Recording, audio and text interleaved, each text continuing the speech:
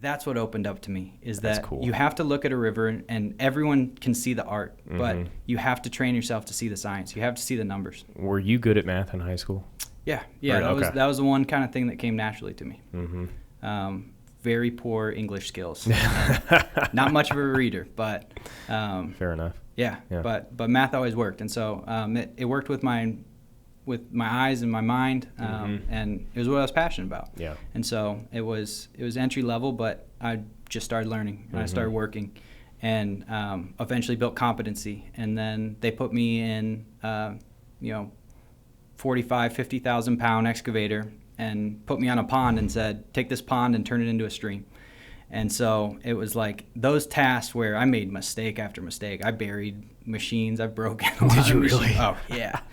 Yeah. Are there any of smashed up those a truck. machines still in the river? No, they're out. Okay, they're out. Yeah, we can rescue. We can rescue them. I can show you pictures later. Oh, man. That's crazy. But yeah, I built a competency there, and then it was still operating out of Little Rock, but we were traveling all the time. Mm-hmm. And Little Rock, Arkansas is a good place. There's a history there, especially that's where schools were desegregated, and like the racial I just learned a lot from learning that culture. The food was great, the people were nice, but it was strange. Is there still a bit of a racial divide absolutely down there? Yeah, there's a highway that's built right through the middle of the city, and north side is white and south side is black. Wow. And it is a tangible feeling that you have when you're down there. Has anybody crossed that barrier yet? I mean, maybe a few people, but you can, if you want good food, you go to the south side. that's what fair you enough. do. But no, I mean, the real estate on the north side so expensive, and there's depending on what school you get, what opportunities you have, like it's a real barrier. And so that's interesting, because that you don't really see that here in the north, right? Like Indiana, Chicago, or Illinois. Yeah. Really, I wouldn't even say Michigan. Sure, there's still some economic differences because everybody starts at different spots, right? And a lot of just you have started at a lower starting point, right? But it's not. It's definitely much less than it used to be here.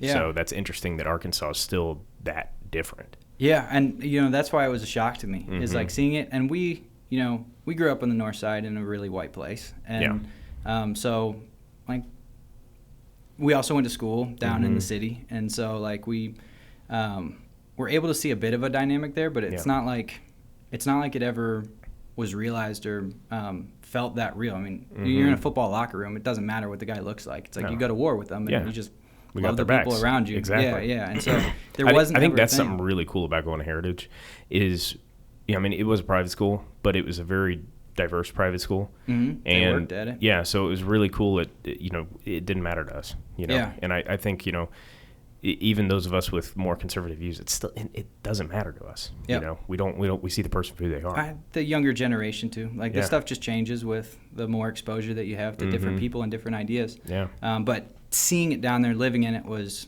radical to me. Yeah.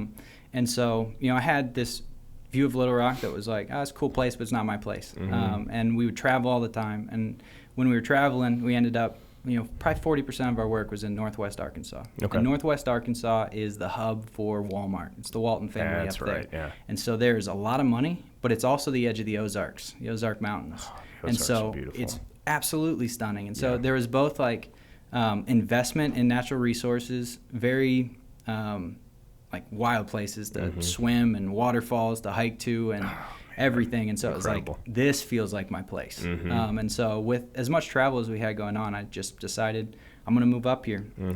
And I did, and I worked a couple years still up there. And in the first couple years that I was in Siloam Springs, I just picked a spot on a map because I wanted a little farm and a little space and to be close enough to that Northwest Arkansas corridor. And God was just kind of like picking at my heart, like, I'm telling you to invest here, and you're still traveling all the time. Like, your neighbors, but no one else. Like, you're not really a part of this community, and I want you here. I told you to come here, and you're kind of listening, but you're still kind of doing your own thing. And so, it was the summer of 22. I said, all right, I'm listening, starting my own, and we'll figure it out from there. Yeah. And fortunately, water's a problem for a lot of people, which is what I'm finding out. And so, kind of having the ability to answer some of the tough questions and conflicts with water and land is a marketable skill. And I'm still learning how to do that as a business, but that's kind of.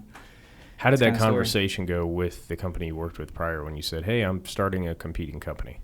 Yeah, see, not well to answer the question, but it's not a competing company because what we were doing before was it was a construction company. Okay. And I am very thankful for the construction skills that I got. And it's something that I can leverage, and I knew I would have to leverage being a young business. But I want to rethink the way that humans interact with nature. And that's like such a bigger thing than just restoring creek banks to me. I mean, and I don't want to put anything down on restoring creek banks. I love doing that. I still do that. But in thinking about how humans interact with their environment and better ways to do that, that's kind of the thought exercise that excited me more. And so I wanted to work with private landowners rather than big entities, because construction at any scale is really, really expensive. And so the people that are funding that, they're federal dollars typically. And they're just going to tell you what to do. They're not going to let you teach them. Right? Yeah, they would let us, because no one also really knows what they're doing on rivers. And so they would give us a lot of leeway to do it the way that we thought it should be done. Yeah.